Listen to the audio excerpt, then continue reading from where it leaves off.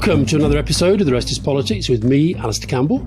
And with me, Rory Stewart. And looks like you're back in London, right? And so are you, and yet we're still not able to get in the same room. It's because you don't believe my hand luggage only rushed through Heathrow Airport. You didn't think I'd make it here on time. I know, and I was very, very worried about not being able to get to Millwall against Burnley tonight. By the way, I'd probably get you a ticket, Rory, if you fancied it. That's really, really kind. Apparently Millwall, very welcoming, friendly crowd. They love Old Etonians. They sing about them all the time. Yeah, it's going to be great. Very great.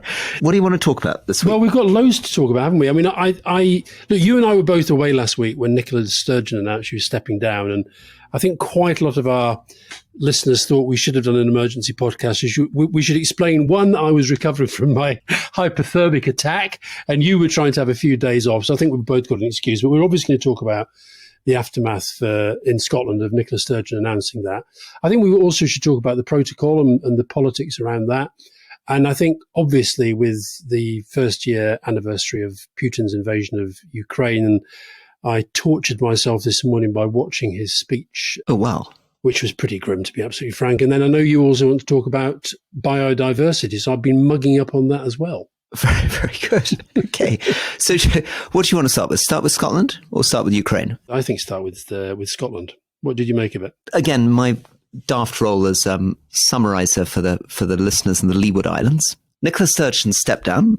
So she's been First Minister of Scotland for over 8 years, which is the longest tenure of anyone. Her predecessor, Alex Salmond, did 7 years. She came in after the Scottish independence referendum in 2014, which is when Alex Salmond stepped down. And she has been a really dominating figure in Scottish politics. And so much so that now that she stepped down unexpectedly, and maybe we can talk a little bit about some of the things she said in her resignation speech, most people, I think, even the keen listeners on this show, are going to struggle to know the people that are standing up as her potential successors unless they follow Scottish politics very, very closely. Yeah, and one of them who I think when I was asked on the Rest is Politics WhatsApp group, who do you think will take over? I think I did say Kate Forbes, but I think she's kind of crashing and burning. Just a little bit on Kate Forbes then. So she's fascinating. She's from a wee free background, so Free Church of Scotland.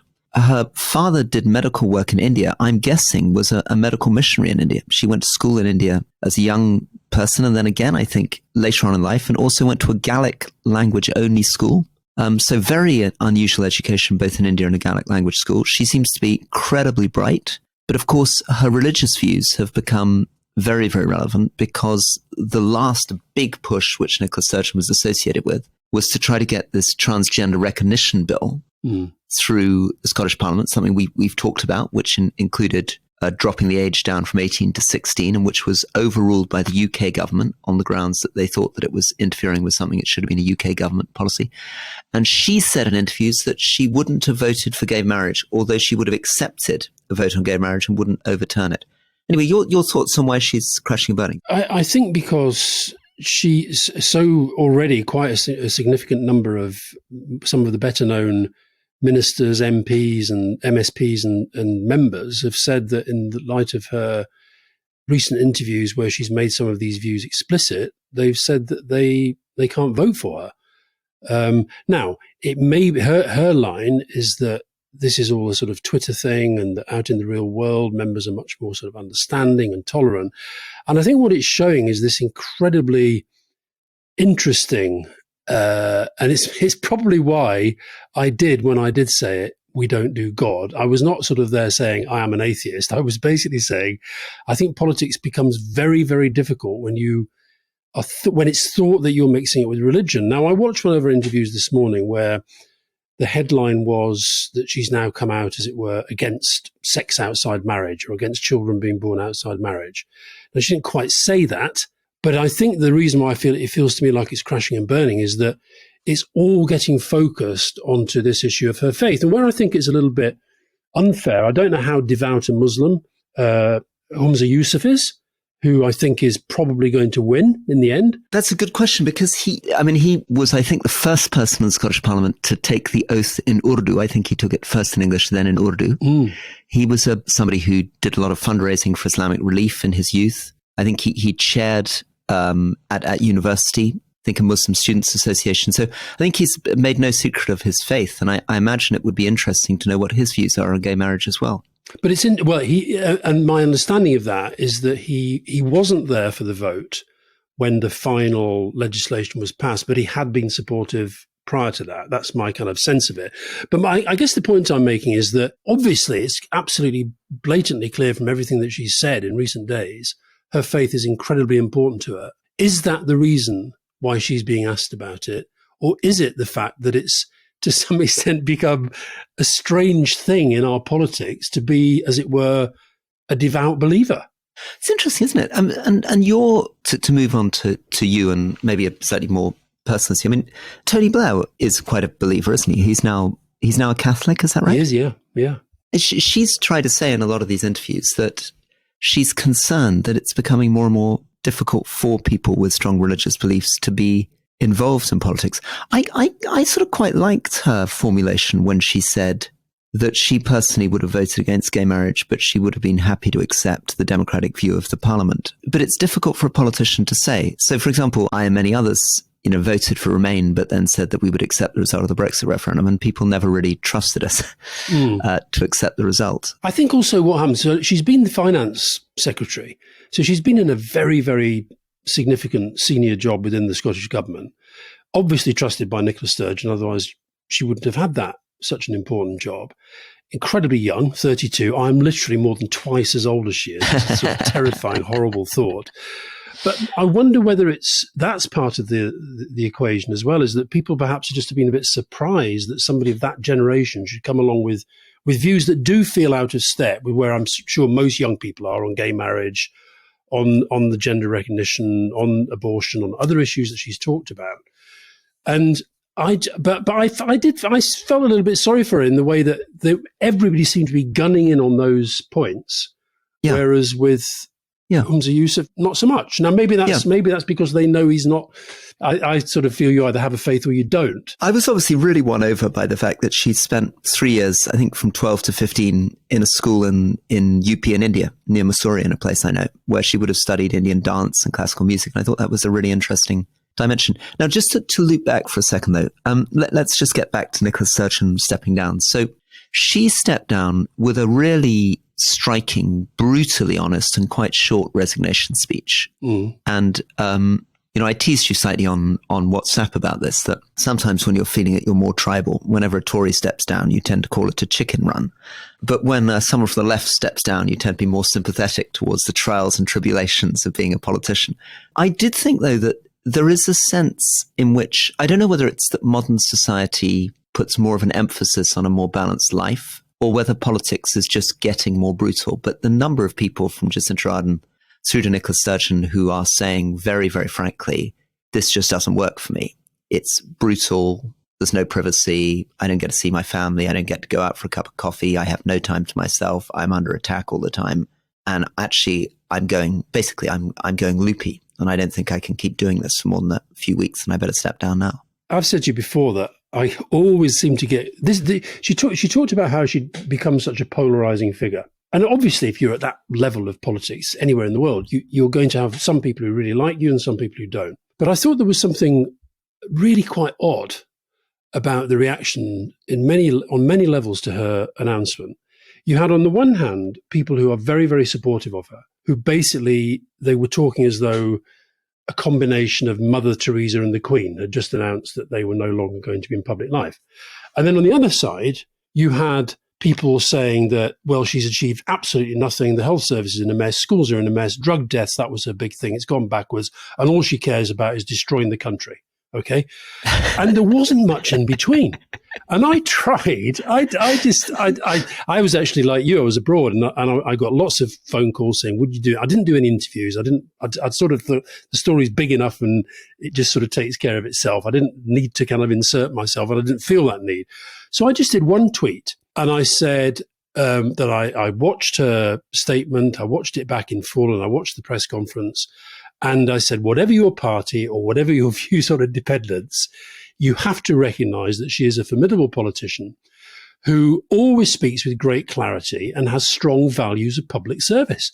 And honestly, I got messages from some of my Labour friends, which were literally like, what is it with you and Nicola? Have you got something going on with Nicola? It's like, I just felt it underlined that sense of polarisation. The question now, I suppose, that these candidates, Ash Regan is the third. Yep. And people are describing Humza Yousaf as the kind of continuity candidate. Ash Regan, I don't know much about her. I think as I read it, she's the one who thinks that the next election should be a referendum on independence. Now, I think that may have been one of the factors that led to some of the mounting criticism against Sturgeon internally. I think now, will it change the dial on independence? Short answer, I don't know, but I think it might. And I thought it was just one of those curious pieces of timing that it happened at a time when the Labour Party Scottish Conference was going on, and Keir Starmer went up there and made his big speech, and it was a pretty direct pitch to people who currently support the SNP to take another look at Labour. And I think if you think, as you said, Salmon, formidable politician, Sturgeon, a formidable politician, they have both pressed pretty much every button going to try to move the dial on independence. They've had the benefit of Brexit. They've had the benefit of Boris Johnson being absolutely despised by most Scots. And it's still not really feeling like it's a done deal in public opinion. And I suspect this will set it back. It's barely moved, has it? I mean, it's extraordinary. And that, I suppose, is going to be the difficulty for Nicola Sturgeon's legacy. But Nicola Sturgeon, I mean, I've had a number of interactions with her. I debated with her on things like Question Time. I cross-questioned her in Edinburgh when I was on the Foreign Affairs Committee about her plans for Scottish independence and their foreign service. But she definitely is a more guarded, less outgoing figure. She has a tight inner circle, which her husband's clearly a very important part of.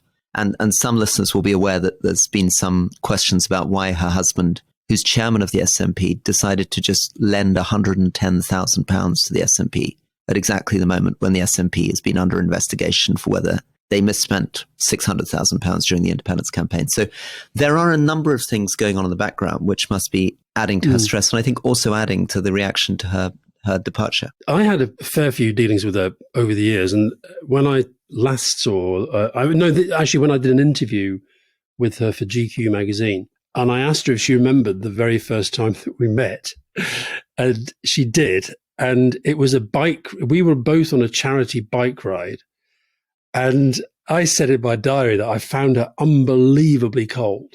And she said, when I recall this, well, you've got to remember, back then I was just a sort of, nobody'd ever heard of you. You were this sort of fearsome beast of Downing Street, and I was just sort of petrified as to what would happen.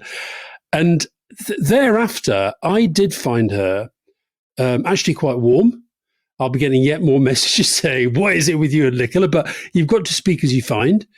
And I think it's possible. Look, when we talk about disagreeing agreeably, look, you are very, very passionately anti-independence. I am moderately passionately anti-independence, but I have a better understanding of their argument.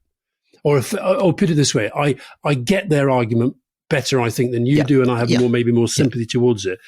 And nobody can dispute that when she is driven by the independence cause as she is, that it comes from a genuine place.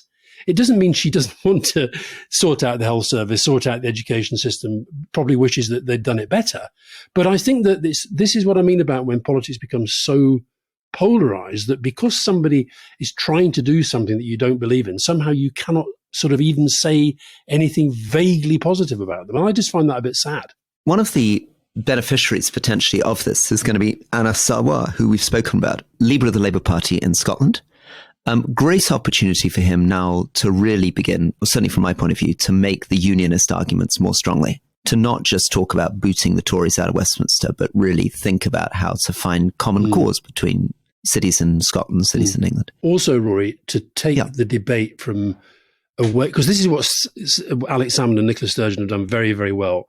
It's been in their political interest to have this debate focus so much on the independence question.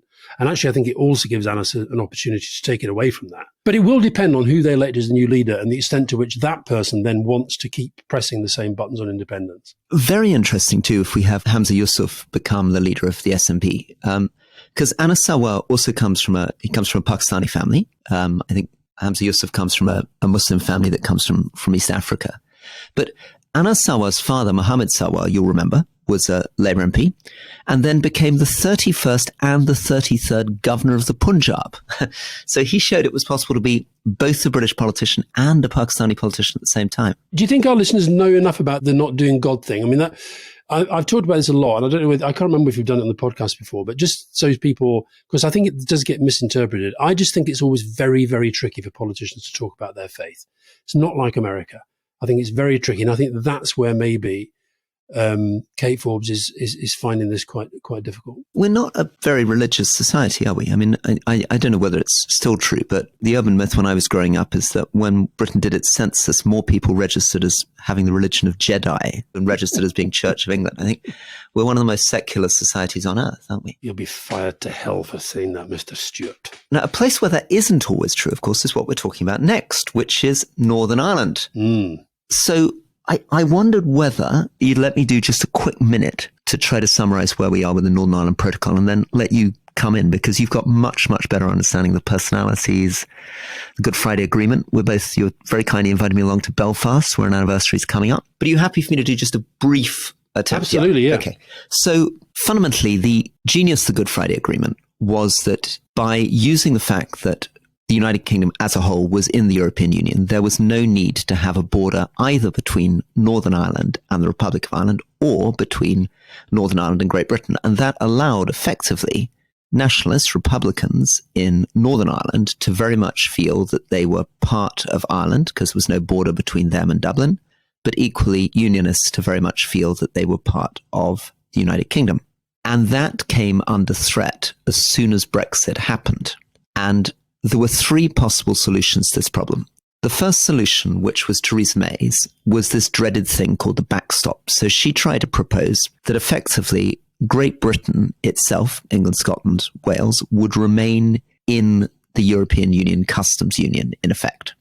So there wouldn't need to be really much of a border between Great Britain and Northern Ireland, and certainly not between Northern Ireland and the Republic. But that was deeply unpopular with the right wing of the Conservative Party, and Boris Johnson rode to power basically on ripping up that backstop. And he instead signed a deal with the European Union in which he said England, Wales, Scotland want to diverge, or he wanted them to be able to diverge very dramatically from the European Union on a whole series of things. Northern Ireland would remain very closely integrated with European Union and the Republic, and therefore there was going to be a border in the Irish Sea. The border that he said would be at one stage built, laid down over his dead body. Exactly. No sooner had he done this than coming into power, he then tried to reverse the whole thing, and he tried to pass a Northern Ireland Protocol bill where Britain was going to unilaterally kick out the agreement they'd made with the European Union and effectively say that they weren't going to keep the border in the Irish Sea, and the European Union could go stuff it and decide what they wanted to do about that. He then was toppled, and Rishi Sunak's come in, and Rishi Sunak is trying to do the almost impossible task of squaring the circle. And he's trying to square the circle for a couple of reasons, because the Unionists are deeply, in Northern Ireland, deeply unhappy about this border in the Irish Sea, and he's trying to get the institutions in Ireland up and running again. Currently, there's direct rule from London.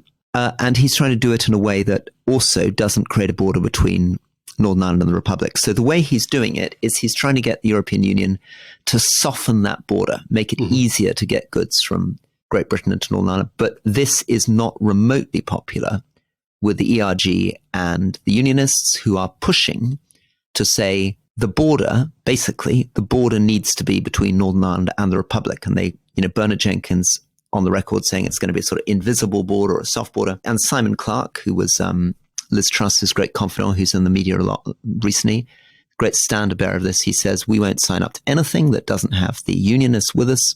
And that means that Northern Ireland cannot be part of the single market or the customs union. In other words, the border would have to be on the island of Ireland. Right. Enough from my explainer. Over to you.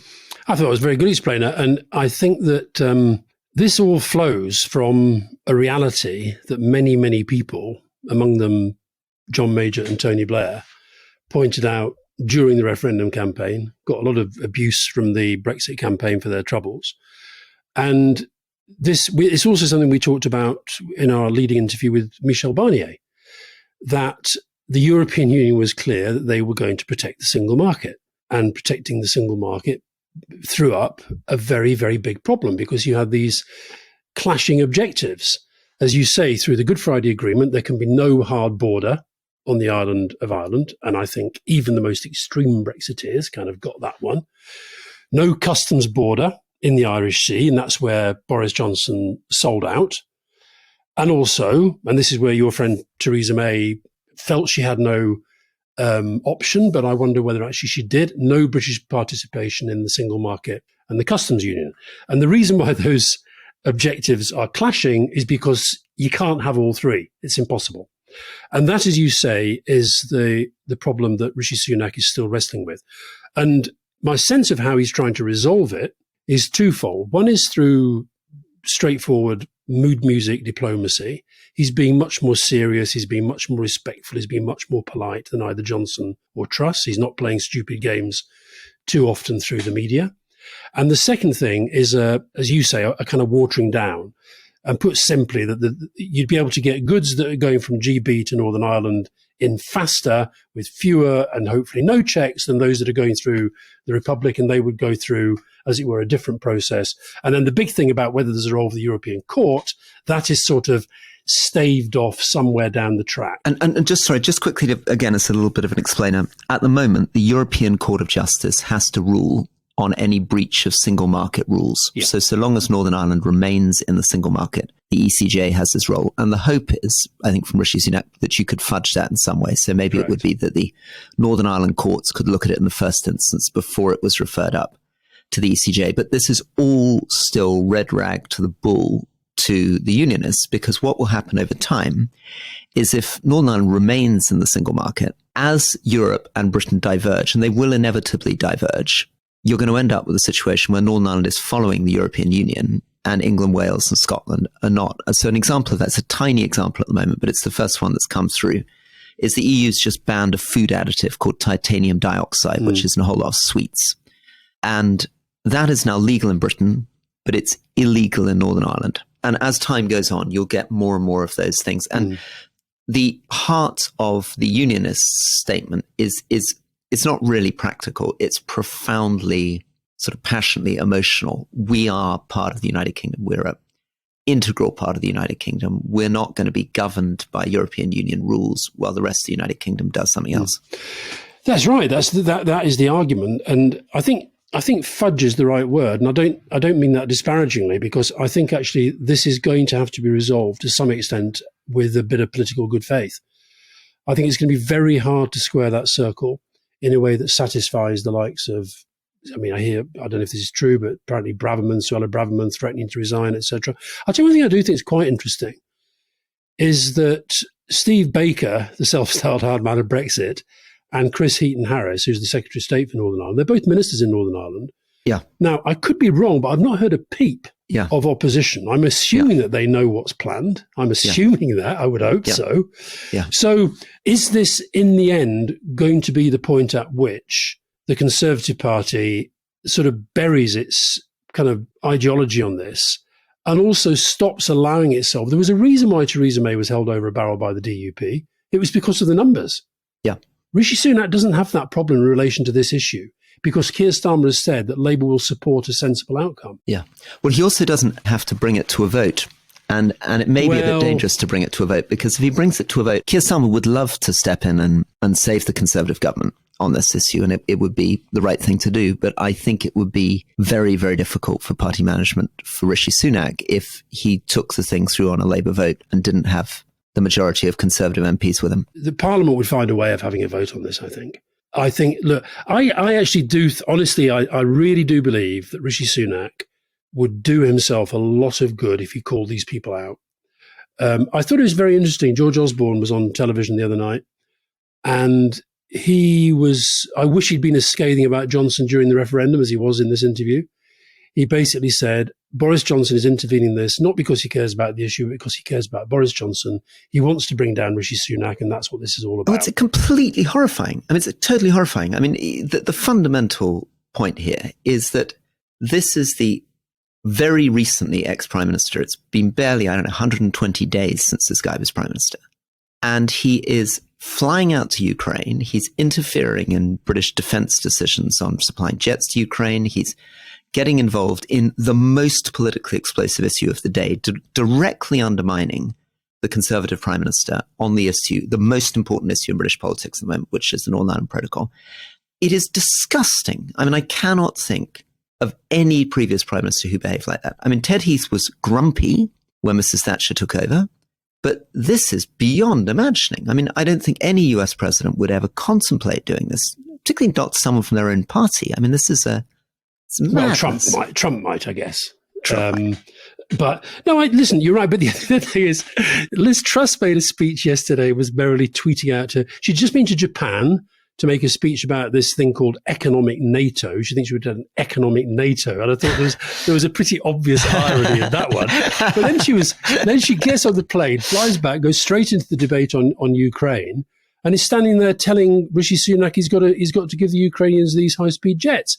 And you just sort of think, where is, for both of them, where is the humility, the self-awareness, the ability to understand that every time either of them speak at the moment, yes, they'll have some followers. Simon Clarke loves Liz Truss, Nadine Dorries loves Boris Johnson. Yeah. For most people in the public, sorry, mate, you've had your chance, shut up, go away, let this guy try and sort it out. It's awful. And for Boris Johnson, it is fundamentally a game. He's playing tricky games. What he really wants to do is destroy Rishi Sunak before the next election, get himself hoovered in, pretending that he's the only person who can win an election for the Conservatives. And all the stuff that he talks a lot about classics and he's studied classics, but the stuff that he loves about classics is the horrible kind of politicking of the late Roman Republic, where everybody was stabbing each other in the back and changing their positions and whipping up mobs and crowds. I mean, he's absolutely... he sees himself as kind of horrible people like the Gracchi, these tribune of the people who are going to bring down the Prime Minister and hoover himself in again. So I think it's disgusting. Don't you think that Rishi Sunak should call it out? I mean, I know that people will say, well, that will just make the division sort of out there in public. But I think Sunak underestimates how much strength you have by dint of being Prime Minister. And he's established himself as trying to do this. He's sorting it out. And I think he could just sort of stand up and say, look, okay, ERG, you're entitled to your opinion, but you don't run the party and you don't run the government. And I've got these other things that I've got to sort out. This is my best bet on how we do this. I'm very grateful if Labour are going to help me get through it. I'm very grateful for that. And now let's get on and do other stuff. I think you should call them out. So just on that, just to emphasize, I think it's a bold concept. I think you could do it. It's going to feel to him like a big gamble, because what it's going to feel like at the moment is endless MPs coming in at the moment, démarching it. His chief whip saying, we've got trouble here. Here's another 20 MPs coming in saying they're going to kick off if Northern Ireland doesn't go right. You've got people who were in the cabinet, 60 days ago out there on the record attacking him. You've got the DUP whipping stuff up. You've got Boris with an amazing reach into the media. So I guess he doesn't know. And this was the problem that has been true for David Cameron. It was true for Theresa May right the way through. What you can do. But my instinct is you're right. And actually, it's your instinct. It's also George Osborne's instinct. You can't placate someone like Boris Johnson. No, you can't. And to be fair to Osborne, he said that it's a mistake that he and Cameron made, that they took Johnson at his word. They thought he was taking the issue seriously. He wasn't. He was just playing a game the whole time. And he will always be like that. I mean, I think the thing about Johnson, you've known him a long time. Anybody who's known him a long time knows that is not going to change. Short of him, having some kind of religious experience, which I consider highly unlikely, I can't see that changing. And I think if Sunak doesn't do this, I think he's going to have these groups coming in to see him. They will feel they have power over him. He will be feeding them that power. And I think I would even go so far at some stage as to find something like Johnson did when he threw you guys out, to find something that says, right, if you don't like this, it means you don't want to be part of this Conservative Party that I'm leading. I see it as a vote of confidence, and actually kick some of these people out. Well, God, it's such a, I'm with you. I think he's got to do something. I mean, meanwhile, just before we go to the break, we're in a position where he's trying to fudge something that feels very lose-lose. At the moment, problems are emerging, genuine problems between Great Britain and Northern Ireland. You have to fill in a customs form at the moment. You send a package to Northern Ireland. It's going to become difficult taking your pets to Northern Ireland. There's this famous thing called the sausage conundrum, which is the EU won't let chilled and processed uncooked meat in from Britain and Northern Ireland. There's the ECJ oversight. And on the other hand, there's the fact that the Good Friday Agreement that you were very, very closely involved in wasn't just about the borders. It was also about the political arrangements, getting power sharing. And at the moment, that's not happening. The unionists are just not participating in power sharing. And the fundamental political glue of the Good Friday Agreement is in trouble. I'll tell you what, though, Rory, last time I was in Belfast at a meeting with a lot of business people, they were pretty happy with the protocol. They were basically saying, this is a pretty good deal for us because we can do business both ways more easily. And the other thing they were saying is that, for God's sake, will these politicians please understand they're meant to be politicians. That actually means running the place. And you've got so many decisions that are not being taken because the politicians aren't even taking their seats. And, you know, they've already had they're already in the Guinness Book of Records for one of the longest periods ever of a place without a functioning political government. So I think they've got to sort it out. And then the other thing, I'm going to Dublin tomorrow, and I'm actually going to be seeing Bertie Ahern, Bertie's launching a podcast, by the way. Oh my goodness, there we are. He's doing a podcast about the Good Friday Agreement. So I'm going out for that, and I'm going to be talking to him about stuff. And I think that the other thing I think is the mood in Ireland, I think is hardening. I think there was a feeling that Ireland would feel kind of so inferior to what was happening within British politics, and I don't think they do. I think they've been really impressed by the extent to which the Europeans have stood by them. Been remarkable, hasn't it? Yeah. So anyway, we shall see. But I think if I were advising Mr. Sunak, I would say call them out, show them up for what they are. You'll feel emboldened, you'll feel strengthened, and the public will respect you for it. Very good. There we are, Alastair. Time for a break.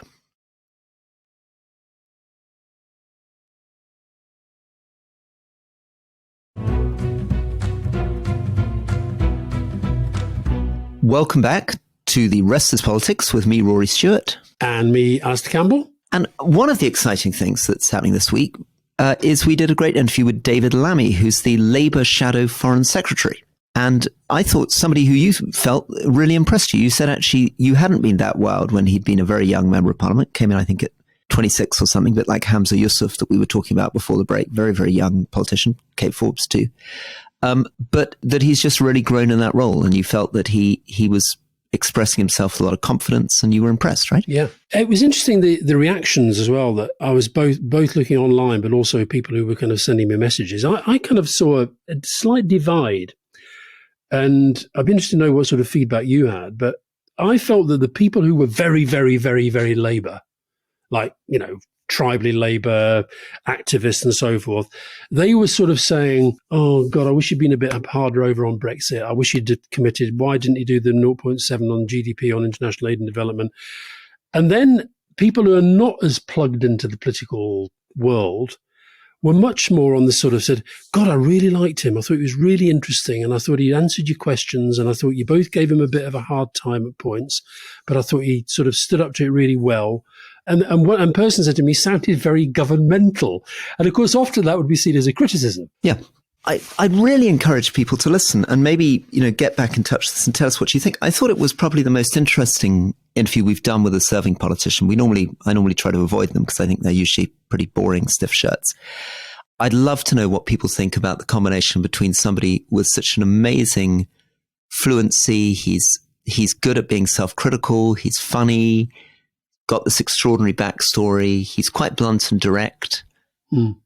But equally, on the policy stuff, of course, I was less happy. I wasn't that comfortable with him refusing to really come out and say anything on the European Union. I mean, he's gone on an enormous journey where I found myself stuck in the middle. I was trying to, you know, I'd voted Remain, tried to argue for a soft Brexit, and David Lammy was one of my big opponents at the time, but he was on the other side. He was on the second referendum side in those days.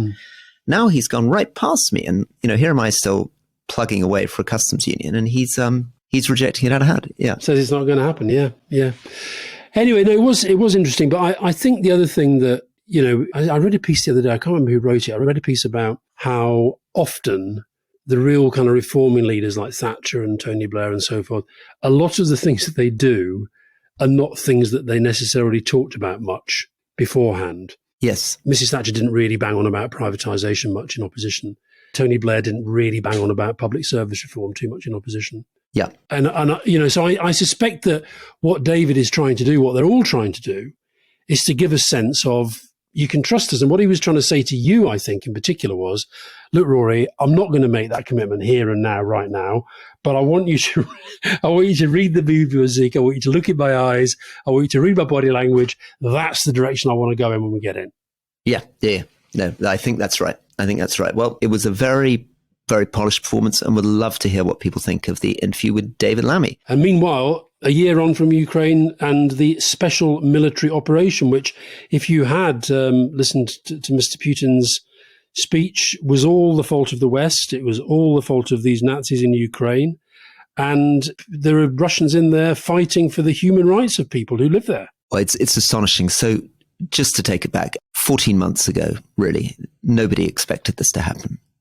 Very senior people, ex-heads of the British Secret Service, former US national security advisors, were out just in January of last year saying they couldn't imagine Putin marching on Kiev. Even as the troops were massing around the borders, people still couldn't quite believe it was going to happen. And it has happened. And my goodness, what a horrible thing. I mean, it's hundreds of thousands of people killed, hundreds of billions worth of damage to the Ukrainian economy, lives wrecked. But more fundamentally, this really is the moment at which all the assumptions that we carried out of the Second World War about global order, about borders, about respect for other nations' independence has been challenged. And, it's something that I felt very, very strongly in Africa, where, as you know, everybody has a potential claim on their neighbor's territory.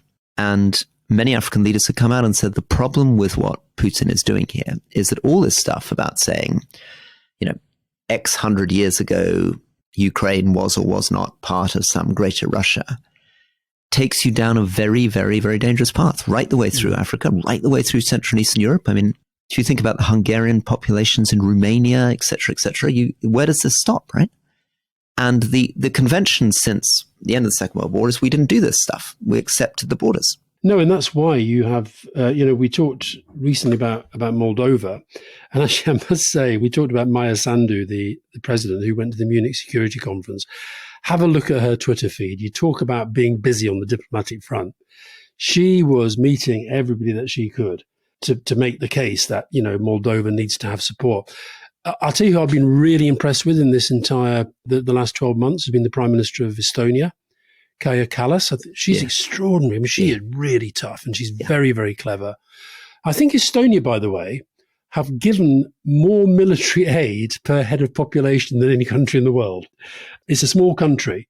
But they're right on the front line, as you say. I mean, I went to Estonia quite a lot, and partly when I was chairing the Defense Committee, because they were the first people to really start calling out and saying, we feel there is a danger that Putin could invade us. And she was told to sort of stop being silly. Absolutely. Documenting back in the day, these incredibly aggressive cyber attacks the Russians were mounting against them. And of course, at that time, successive British governments, and I'm afraid it started with Blair and Brown, but it accelerated under Cameron and got worse under Theresa May and even worse under Boris Johnson, basically dismantled the British capacity for conventional war in Europe because we thought that kind of stuff wasn't really going to happen. And the Estonians have been saying, and I think they're totally vindicated. It was almost, in a sense, an accident that, well, not an accident, sorry. In some ways, it may be a credit to NATO and the UK and the US, who actually in the end did start to put troops into Estonia, that he went into Ukraine and not Estonia first. Yeah. She made a number of pretty powerful interventions at the Munich Security Conference. And I saw also she was on a panel with David Miliband, and they were both talking about this issue of impunity. And I thought it was really interesting as well that Kamala Harris, when she was there, and of course, we'll talk a bit about in a minute about Joe Biden's pretty extraordinary trip to Kiev. But I thought it was interesting that Kamala Harris, the line that she was pushing very, very hard was that Putin is guilty of crimes against humanity and that he will have to be held to account. And Kaja Kallas said the same. And I just wonder how that would happen. Whether that is just part of kind of rhetoric at the moment, or whether actually there is a way that Putin, Lavrov and the rest of them can be properly held to account. Because if they are, how do they come to... Putin's the only person who can actually bring this to an end at the moment. Yeah. Well, your friend who you've talked about on the podcast before, and I encourage people to follow up on this, Sir Geoffrey Nice, has just been interviewed by Kay Burley. It's an amazing interview if people want to catch up on it, where he talks about this question of war crimes and prosecution of Putin and others. It's a lovely interview because he is, I hadn't realized until I watched him, he's a very sort of old-fashioned Donish figure, talks like a very serious lawyer. And he's sitting perched on this amazing kind of red Austin Powers style Kay Burley sofa. It's an amazing kind of contrast between, and she keeps saying, so are you going to, are we going to prosecute Putin? He'd say, well, if you don't mind me saying so, I'm not sure that's quite the right question. And then there's a huge pause. And then she says, well, what is the right question, etc. Anyway, so just on the Munich Security Conference, other thing that came out of it, do you know the Munich Security Conference well? No. No. Okay. So Munich Security Conference, I don't know it well either, is this big event all the world leaders go to. It's almost like Davos. There's almost nobody who isn't there every year. Used to do a lot about Afghanistan in the days in which I was connected with it. But now it's been the forum for China announcing that they think they're going to bring together a peace proposal for Russia-Ukraine. And the Chinese foreign minister has been meeting with Russian equivalents. And there's also been stories that China may start supplying Russia with weapons. That came from the Americans, didn't it? Exactly. And the Chinese haven't really gone into question whether or not they were proposing to supply weapons, but they've said very clearly that it is an incredible insult to have the United States lecturing them on where they should or should not sell weapons. And I guess their point would be the US seem happy to send weapons to their allies all over the world, and they can't see why they couldn't do the same. Yeah, but if we all accept that Putin is guilty of crimes against humanity, and these are tried at the International Criminal Court, but that court can't arrest suspects. It can only exercise its jurisdiction in countries which have signed up to the agreement, and Russia is not one of those. So I don't quite see how it happens. And it doesn't happen, and it's not really very helpful. And actually, famously, the president of Sudan was convicted by the International Criminal Court and continued to rule for many, many years afterwards, and in fact continued to visit other countries in Africa with impunity. So I don't think that will... I mean, my fear at the moment on this, and I'd love to get your take, is that I'm increasingly convinced by the interview that we did, which is coming out this coming week with the great British-American expert on Russia, in which Fiona Hill says that she thinks this will drag on like the Iran-Iraq war, in other words, for 8 years. And what was striking about the Iran-Iraq war is that Iraq was a much smaller population than Iran, so, like Ukraine in relation to Russia, but it had the technology and more supply from the West, and Iran had the people. And it makes that sort of grinding conflict of Russia mobilizing another 500,000 people while the Ukrainians deploy the greatest high technology in the world. And this thing never ends. But do you think that the democracies that form the alliance, and obviously led by the United States, and I don't think Joe Biden could have been any clearer in his commitment by literally landing there as the sirens were blaring and announcing another $500 million of military support. Do you think that public opinion will keep holding through another grinding year? And then, as you say, or Fiona Hill says, and then possibly more to come after that and more to come after that. I think it gets very difficult, and that's what Putin's banking on is time. Yeah, well, there's some interesting things happening, aren't there? I mean, I think as Europe becomes less dependent on Russian gas, it's possible that, and obviously there are not European lives being lost on that. Sorry, by European, I mean non-Ukrainian lives being lost on the ground. So it is something where you can imagine it continuing for some time. I also think there's a very interesting change in the way in which the world economy is shifting in relation to Russia-Ukraine. Before this war, so if we go back just 14 months, Russia was doing almost twice as much trade with the European Union, the US and Japan as it was doing with Turkey and India and China. And in just 12 months, that's all flipped round. It's now doing nearly twice as much with those countries. And at the same time, the predictions on what would happen to the Russian economy have proved to be, and this is what I remember in 2014 on Crimea. I remember being in meetings with people on the National Security Council predicting that the sanctions we imposed in 2014 would bring Russia to its knees. We had the same predictions this time. Back in January, people were saying it was going to be a 10% contraction in the Russian economy. And that sort of got whittled down in May to sort of 6% contraction. It's turned out there's only been about a 3% contraction, and it looks like the Russian economy is going to be growing next year. And also Putin in his speech said that the sanctions are doing as much damage to the people imposing them as they are to us, which is, I'm sure, just another piece of propaganda. It was even by his standards, the propaganda levels were pretty high, but that is a fair point. Just on a lighter note, Rory, in relation to President Xi. Oh, very good. They're very good, yes. One of my favourite responses to our podcast last week when we talked about my mispronunciation of President Xi was from a former diplomat who said, one of my favourite ever FCO telegrams was the 2-pager from Beijing after Xi became leader, entirely focused on how to pronounce his name. It was written by a man called Peter Wilson, who was then deputy head of mission, latterly Boris Johnson's PPS in number 10, post-Partygate. And Peter's eventual verdict was Xi. And you're also, here's the key, Rory, you are meant to smile when you say Xi, because that extends it and softens the sh. That was beautiful. So Peter Wilson is a really impressive diplomat. We've been praising other diplomats. Speaks beautiful Chinese. His father, David Wilson, was the governor of Hong Kong before Chris Patton. Another diplomat. Peter, somebody who I hope one day is probably going to be our ambassador in Beijing, but he will be very impressed that you got the rising tone right there on the Xi. My little mole says the telegram ends with a slightly passive-aggressive comment along the lines of, this man's going to become the most powerful person in the world, so I suggest we take the trouble to get his name right.